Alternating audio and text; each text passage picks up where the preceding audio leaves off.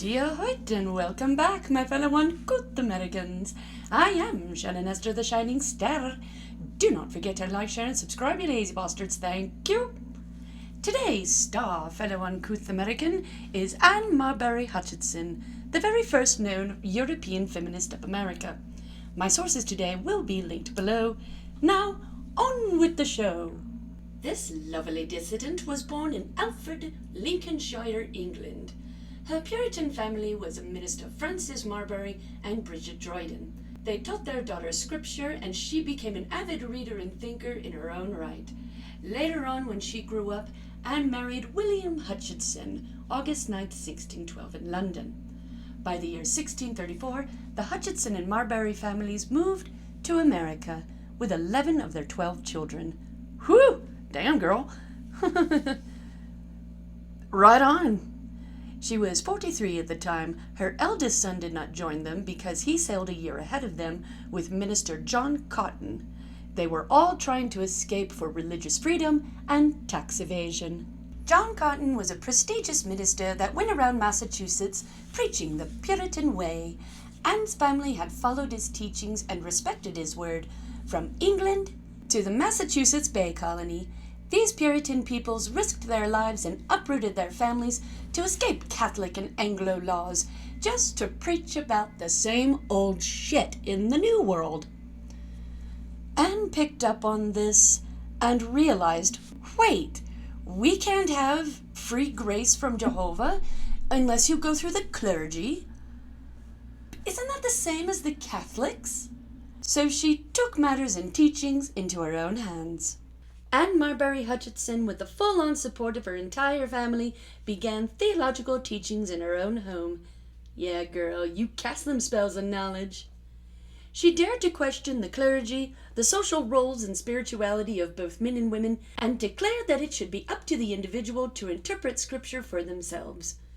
Between being in the inner circle of ministers like John Cotton and her own father Marbury, as well as being a midwife, Anne's teachings and ideas took hold throughout the community.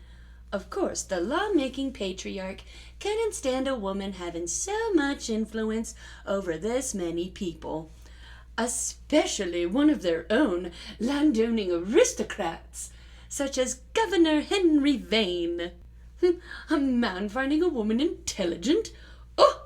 The scandal of it all! Oh! Be honest, ladies. Would you have the cheek, the nerve, the balls to throw away your entire good-standing name in society away just to make a chip of an impact in the name of freedom? To me, it seems so much easier to die without conviction than it is to live with social humiliation. Let me know what you think about that in the comments. Keep it respectful, people. And like I said before, do not forget to like, share, and subscribe. Thank you. By November 1637, Governor John Winthrop summoned the American Jezebel, Anne Hutchinson, to appear before the general court while she was pregnant with her 16th child. Damn, girl. Again, right on. Power to you. When you can do both. When Anne was arrested, her charges were unclear, but as her trial went on, the patriarchal government built up the charges bit by bit, starting with dishonoring the fathers of the Commonwealth by preaching dissident views about the government. Criticism of the ministers. In other words, she dared to call them out on hypocrisies. Holding improper meetings that had women exceeding their social allowances and making them uncomely to society. Translate that to women started to think for themselves instead of putting their entire mind, body, and soul into working for their husbands in the name of pleasing Jehovah by the standards of the Puritan men. Anne used the Bible in her defense and even claimed that her own revelations were given to her by Jehovah himself. And part of those revelations included the downfall of Puritan society as it was. This made the men even madder. The governor that came to her meetings even tried to help her, to a point that he lost re-election and wrote a pamphlet called A Brief Answer to Certain Declaration in 1637 in order to branch out about this religious injustice. But this patriarch of early Massachusetts would rather die and take others with them than allow a woman to have a voice, and a correct voice at that. In 1638, Anne was found guilty of all charges, and then some. She was then sentenced to excommunication of the Puritan Church, and then the whole family was banished from the colony.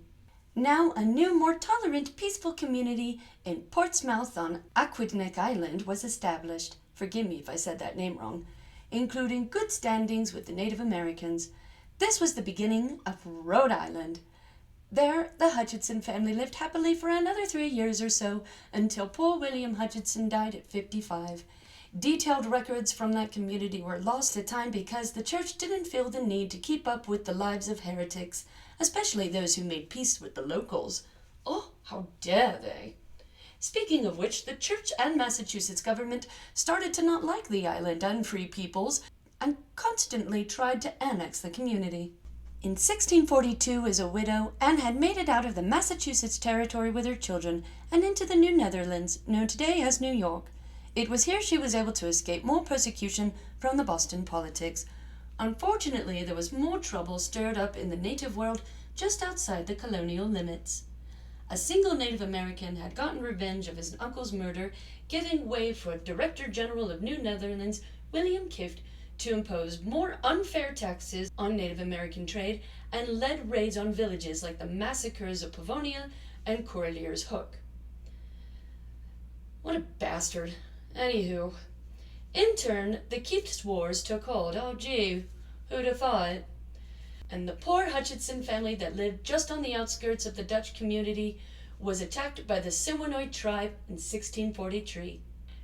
Anne and all of her children, except for one daughter, was killed. Little red-headed Susanna was taken to be raised with the tribe. Now there are many guesses as to why this one child was kept, but somehow it would come back to the legend of she had red hair.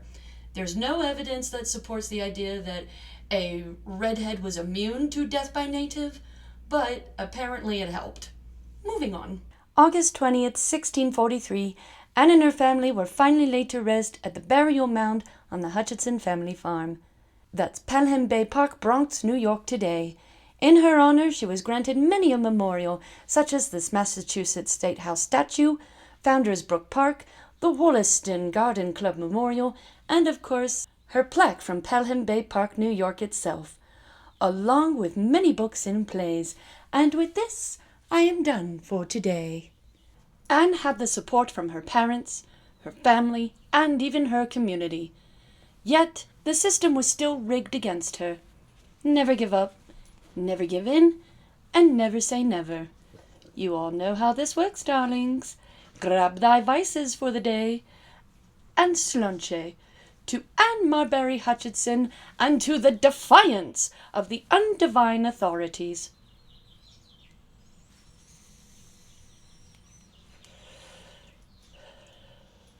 Slum.